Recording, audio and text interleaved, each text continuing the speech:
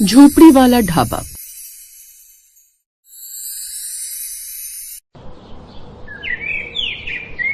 काशीपुर के जंगल से होते हुए एक सड़क गुजरती थी जो कि शहर से जाकर मिलती थी। उन जंगलों के इसी वीरानों के बीचों बीच एक फूस से बनी झोपड़ी खड़ी थी, जहां बाहर एक पुराना बोर्ड लटका था और उस पर लिखा हुआ था झोपड़ी वाला ढाबा। ये ढाबा चलाती थी सोनम, जो कि 40 साल की थी। वो झोपड़ी में अपनी बेटी रितु के साथ रहती थी। उसके साथ थी उसकी 15 साल की बेटी रितु, जो कि दुबली पतली पर हिम्मत वाली लड़की थी। सोनम के पति का पीने के चक्कर में सब कुछ लुट चुका था और 4 साल पहले बीमारी में गुजर गया था। सोनम तब से जैसे तैसे अपनी उस झोपड़ी में ही ढाबा बनाकर चलाती थी। उसका ढाबा छोटा था, चूल्हा मिट्टी का, बर्तन पुराने, पर स्वाद में ऐसा अपनापन कि लोग रुक ही जाते थे। एक रोज सुबह सुबह सोनम आटा गूंथ रही थी और रितु चूल्हा जला रही थी। बाहर का मौसम भी काफी खराब था। बादलों की गड़गड़ाहट लगातार हुए जा रही थी। माँ, आज तो मौसम बाहर बहुत खराब है, लगता है तेज बारिश होने वाली है। हाँ बेटी, लग तो ऐसा ही रहा है। रितु, आज थोड़ी दाल ज्यादा निकाल लेना, कल वाले ट्रक ड्राइवर बोले थे कि वापस आते हुए फिर रुकेंगे। ठीक है माँ। माँ, कल स्कूल टीचर ने कहा कि बोर्ड की तैयारी अब से ही करनी होगी और एक्स्ट्रा क्लासेस भी लगेंगी। ये सुनकर सोनम के हाथ अचानक रुक गए। उसके चेहरे पर चिंता की रेखा उभरी। हे भगवान, फिर तो अभी से इतनी फीस मांगेंगे, हम कहाँ से लाएंगे? एक तो हमारा ढाबा है ही इस वीरान जंगलों के बीच। कितने कम ग्राहक आते हैं कि पैसे ज्यादा रुकते ही नहीं। माँ भी ना सोचो, मैं पढ़ना चाहती हूँ, पर मजबूरी हुई तो छोड़ भी दूंगी। बस आप परेशान मत होइए। ये सुनकर सोनम का दिल कांप उठा। नहीं नहीं, ऐसा कभी मत बोलना। तुझे पढ़ाना ही है, चाहे मुझे 2 दिन भूखा क्यों न रहना पड़े। फिर माँ बेटी एक दूसरे के गले लग गई। कुछ देर बाद सोनम ने खाना बनाकर तैयार कर लिया। फिर एक रोज उनके पास एक बड़ी चमकदार कार ढाबे के पास आकर रुकी। उस गाड़ी से उतरे 3 लोग, जो कि देखने से ही शहर के अमीर लग रहे थे, जिसमें पति, पत्नी और उनकी एक बेटी थी। वो औरत बोली, ओह गॉड सुमित, ये जगह, क्या वाकई यहाँ खाना खाएंगे?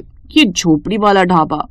ओफो अंकिता, अब ये वक्त नखरे दिखाने का नहीं है। देख रही हो ना मौसम कितना खराब हो रहा है, कभी भी तेज बारिश पड़ सकती है और भूख बहुत लगी है और आगे कोई जगह भी नहीं है जहां बैठकर हम खाना खा सके। सुना यहाँ से 3 घंटे बाद जाकर ढाबा है।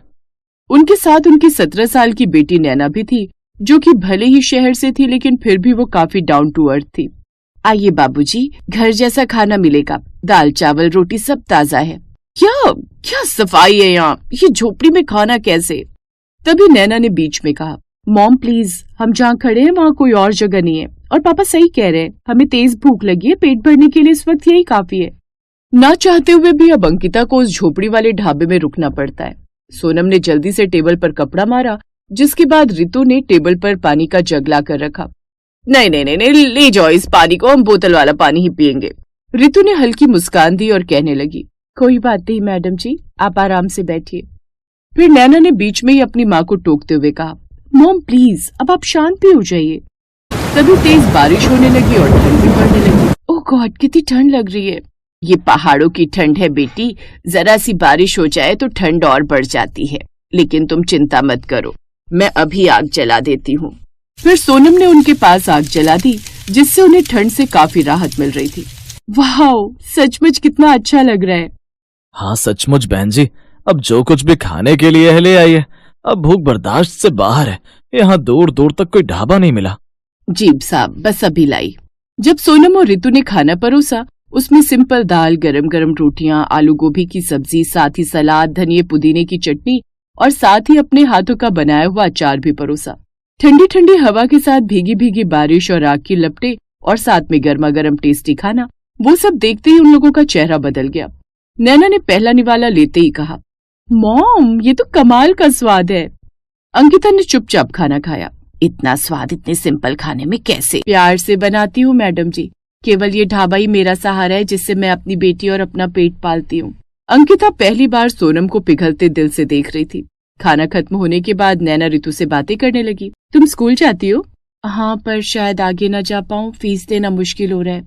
क्यों? आंटी तो इतनी मेहनत करती है। हाँ, पर ढाबे से उतना नहीं मिलता ना, फिर भी माँ मुझे पढ़ाना चाहती हैं। अंकिता ये बातें चुपचाप सुन रही थी। वो धीरे से बोली, तुम्हारे पापा नहीं हैं? अब सोनम की आवाज भारी हो गई। वो अब नहीं है मैडम जी। शराब ने घर भी तोड़ा, सेहत भी। उसके बाद हम दोनों ही रह गए। ये सुनकर अंकिता की आंखें नम पड़ गई। उसने कभी संघर्ष को इतने करीब से नहीं देखा था। वो ये सब बातें कर ही रहे थे कि तभी अचानक 2 बाइक आकर रुकी, जिसमें से 3 गुंडे उतरकर ढाबे के अंदर घुसे। सोनम, इस महीने का 2000 निकाल। भैया इस बार थोड़ा सा समय दे दो, अभी ढाबा चला नहीं। बहाने मत बना, पैसा दे वरना ढाबा उखाड़ देंगे। ये क्या बदतमीजी है? अरे मैडम, बीच में मत बोलो, ये इलाका हमारा है। मैं भी पुलिस को बुलाता हूँ। फोन नीचे रख वरना हड्डियां तोड़ देंगे। तभी नैना अचानक आगे आई और जोर से बोली, अगर हाथ लगाए ना आंटी को तो तुम्हारा वीडियो पूरे इंटरनेट पर डाल दूंगी। ये देखो, मैंने रिकॉर्डिंग चालू कर दी है, तुम सब लाइव हो। अगर हम में से किसी को भी कुछ हुआ ना तो तुम लोग बचोगे नहीं। तुम्हारे चेहरे पूरे देश के सामने आ गए हैं। एंड तुम्हारी जानकारी के लिए तुम्हें बता दूं कि मेरे दादाजी पुलिस कमिश्नर है। ये सुनकर गुंडे हक्के बक्के रह गए। अब सुमित और अंकिता भी रिकॉर्डिंग करने लगे। ये देख गुंडे भाग खड़े हुए। सोनम बैठ गई और रोने लगी। मैं अपनी बेटी को पढ़ाना चाहती हूँ मैडम, बस यही एक सपना है मेरा, पर किस्मत हर बार हमें दबा देती है, हर बार। माँ, मेरे लिए तुमसे बढ़कर कुछ नहीं है माँ, तुम मेरे लिए परेशान मत हो। सोनम जी, अब कोई गुंडा आपको छुएगा भी नहीं। मैं अभी पुलिस में शिकायत डालता हूँ। सुमित ने पुलिस में उन गुंडों के खिलाफ शिकायत दर्ज करवा दी और उनकी फोटो भी शेयर कर दी। ठीक है बेटा, उनके खिलाफ शिकायत दर्ज हो गई है। खैर तुम आज जहाँ हो वहीं रुको। काशीपुर से आने वाली रोड आगे खराब मौसम के चलते बंद कर दी गई है। बेकार ही रास्ते में फंसे रहोगे। ठीक है पिताजी। ऐसा कहकर सुमित फोन रख देता है। क्या हुआ सुमित? आज हम यहीं रुक जाते हैं। पापा कह रहे हैं कि आगे रास्ता बंद कर रखा है, इसीलिए हमें आज यहीं रहना होगा। क्या? कोई बात नहीं मैडम जी, आज रात आप सब यहीं रुक जाइए। इसके बाद उस सारी रात भारी बारिश होती रही। सोनम उन सबके लिए उस रात साग और मक्के की रोटी बनाती है। उस छोटी सी कच्ची झोपड़ी में चूल्हे की आग के आगे बैठकर सोनम और रितु उन सबके लिए खाना बनाती हैं। जिसके बाद रात को सबको खाना खिलाने के बाद वो सब काफी देर तक बातें करते हैं। रितु और नैना भी अच्छी सहेलियां बन जाती हैं। फिर सोनम और रितु तीनों को खाट बिछाकर उस पर सुला देती है, जबकि दोनों माँ बेटी जमीन पर चटाई बिछाकर सो जाती हैं। इसके बाद अगली सुबह उसने नाश्ते में सबके लिए आलू के पराठे बनाए। Wow, it's so yummy. सच में सोनम, तुम्हारे हाथों में तो कमाल का जादू है। क्या टेस्टी खाना बनाती हो तुम। फिर जाने के वक्त अंकिता ने पर्स निकाला और उसे ढेर सारे पैसे देने लगी। मैडम, इतना थोड़ी लूंगी, जितना खाना हुआ बस उतना ही लूंगी। तुमने कल हमारी बहुत मदद की है। आप हमारे मेहमान थे और उसके लिए मैं पैसे नहीं लूंगी। सोनम, तुमने हमारी मदद की और अब हम भी तुम्हारी मदद करना चाहते हैं। रितु बेटी की स्कूल पढ़ाई का पूरा खर्चा उठाना चाहते हैं, फीस, किताबें, सब। क्या सच? मैं पढ़ पाऊंगी? हाँ बेटी। माँ, मैं डॉक्टर बन पाऊंगी ना? उस वक्त तो वो वहां से चले गए, लेकिन फिर अगले हफ्ते सुमित ने मजदूर बुलाए। झोपड़ी की जगह छोटा सा सुंदर पक्का ढाबा बनवाया। साथ ही उसके ढाबे का खूब प्रमोशन भी किया। साथ ही अब वो हर महीने सोनम और रितु से मिलने आते रहते। पुलिस ने उस वीडियो के आधार पर गुंडों को पकड़ लिया।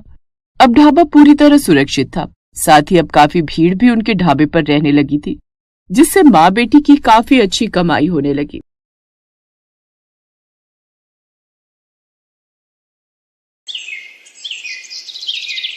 भरतपुर नाम के गांव में मनीष अपनी पत्नी रेखा और 2 बच्चों बंटू और चिंकी के साथ रहता था। मनीष अपना एक छोटा सा ढाबा चलाता था। मनीष बड़ा ही लजीज खाना बनाकर बेचता था, जिससे उसका ढाबा ठीक ठाक चलता था। वाह यार मनीष, क्या लाजवाब खाना है। तुझे पता है, इतना स्वादिष्ट पालक पनीर मेरी माँ भी बनाया करती थी यार। सच में मनीष भाई, मजा आ रहा है। उसके ढाबे पर उसके गांव के और आसपास के गांव के लोग खाना खाने आते रहते थे। लेकिन अब जुलाई का महीना शुरू हो चुका था। उसका ढाबा कच्चा बना हुआ था, जिस कारण बरसात के समय में वहां पानी टपकना शुरू हो जाता था और इसलिए बरसात में उसका धंधा मंदा पड़ जाता था। उसके ढाबे पर कम ग्राहक आने लगते हैं। बाहर बारिश जोरों पर थी। हे भगवान, पिछले 2 हफ्ते से बहुत ही कम ग्राहक आए हैं ढाबे पर। अगर ऐसे ही चलता रहा तो कैसे काम चलेगा। कहीं ऐसा ना हो कि फिर मुझे अपना ढाबा बंद करना पड़े। आप चिंता मत कीजिए जी, ऊपर वाला सब ठीक कर देगा। बारिश में लोगों को आने में थोड़ी दिक्कत तो होती ही है, ऊपर से ढाबे में पानी भी टपकता है, शायद इसलिए। अच्छा चलिए, आज मैं भी आपके साथ चलती हूँ ढाबे पर। वो दोनों ढाबे पर चले जाते हैं। उस रोज भी खाना बनाते हैं, लेकिन उस रोज भी बारिश के चलते कोई नहीं आता। लगता है आज भी ये सारा गरीबों में बांटना पड़ेगा। कोई ग्राहक नहीं आया। उस रोज भी वो सारा खाना गरीबों में बांट आते हैं। ऐसे ही दिन बीतते हैं। एक रोज आधी रात के समय गांव में तेज तूफान आता है और जोरों से बिजली कड़कती है और वो बिजली उसके ढाबे पर आकर गिरती है, जिससे उसका ढाबा जल जाता है। ये क्या हो गया रेखा? अब मैं क्या करूंगा? मेरी तो रोजी रोटी ही छिन गई। मेरी भी कुछ समझ में नहीं आ रहा जी, लेकिन आप ज्यादा टेंशन मत लीजिए, नहीं तो आपका बीपी बढ़ जाएगा। दिन पर दिन बारिश बढ़ती जा रही थी और मनीष उसी बारिश में काम ढूंढने निकलता है, लेकिन उसे कहीं भी काम नहीं मिलता। उल्टा सारा दिन बारिश में भीगने के कारण उसे सर्दी लग जाती है। अब जैसे तैसे वो अपने दिन काट रहे थे। फिर एक रोज रेखा का मुंह बोला भाई माधव उनके घर आता है। अरे जीजा जी, इतनी बारिश में रोज रोज काम ढूंढने निकलते हो, बेकार में परेशान होते हो। इससे तो अच्छा ये होगा कि आप मेरे साथ चलो और मेरी दुकान पर काम करो। वैसे भी मेरा आदमी अपने गांव गया हुआ है और मैं आपको महीने के आखिर में तनख्वाह दे दिया करूंगा। क्यों दे दी? ठीक कहा ना मैंने? हाँ हाँ, माधव बिल्कुल ठीक कह रहे जी। वैसे भी अपने पास और कोई काम तो है नहीं, अब तब तक यही काम कर लो आप। अच्छा ठीक है माधव, तुम कहते हो तो मैं यही कर लेता हूँ। वैसे भी घर खर्च तो चलाना ही है ना। अब मनीष माधव की दुकान पर काम करने लगता है। वो बिना एक मिनट भी आराम किए सारा दिन मेहनत करता, अनाज की बोरियों को ट्रकों से उतारता और दुकान के अंदर का सारा काम संभालता। लेकिन जैसे ही महीना पूरा होने को आता है, तभी तनख्वाह देने के नाम पर वो टाल मटोली करने लगता है। तनख्वाह? कैसी तनख्वाह जीजा जी? ये तुम कैसी बातें कर रहे हो माधव? तुम्ही ने तो उस रोज रेखा के सामने कहा था कि महीने के आखिर में तुम मुझे तनख्वाह दोगे। नहीं नहीं, ऐसा कुछ नहीं है। आपको काम की जरूरत थी, मैं जानता हूँ, लेकिन मैं आपको यहाँ पर काम करने नहीं, मदद करने के लिए बुलाता था। और मदद करने के लिए भी कोई पैसे लेता है क्या? ये तुमने मेरे साथ ठीक नहीं किया माधव, मैं तुम्हें देख लूंगा। अरे जाओ जाओ, बड़े आए मुझे सबक सिखाने वाले। मनीष दुखी मन से घर आ जाता है।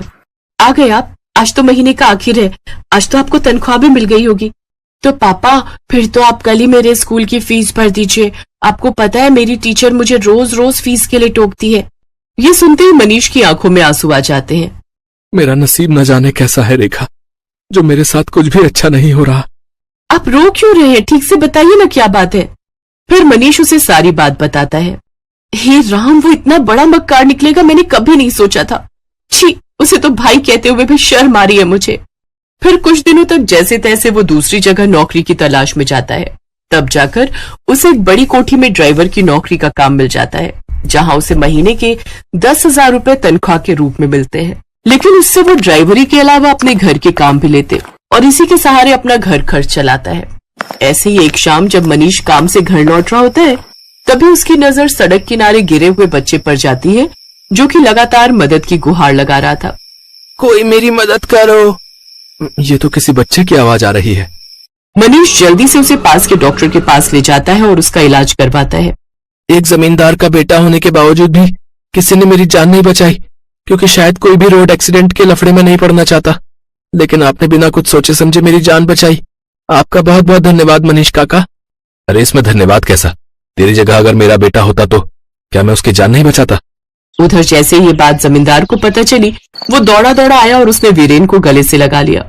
तेरा बहुत बहुत शुक्रिया मनीष। अगर आज तू ना होता तो पता नहीं मेरे बेटे का क्या होता। ये ले मनीष, इसे मेरी तरफ से इनाम समझ कर रख ले। ये आप क्या कह रहे हैं जमींदार साहब? मुझे इन पैसों की कोई जरूरत नहीं है। रख लो मनीष, तुमने मेरे जान से प्यारे बेटे को बचाया है, तो उसके आगे तो ये सब कुछ भी नहीं है। मनीष जब घर आकर देखता है तो वो पूरे 5 लाख रुपए होते हैं। ये देख वो बहुत खुश होता है। अब वो जल्द ही सड़क किनारे अपनी जमीन पर खुद का पक्का ढाबा खोल लेता है। सड़क किनारे होने से अब उसकी और भी ज्यादा कमाई होने लगती है। अब बरसात में ना तो उसके ढाबे की छत टपकती और ना ही ग्राहकों की कमी होती, क्योंकि गाड़ियों में घूमने निकले लोग उसके ढाबे पर ही अपनी गाड़ी रोकते और लजीज लजीज खाना खाकर बारिश के मजे लेते। अब मनीष अपनी पत्नी और बच्चों के साथ खुशी खुशी रहता।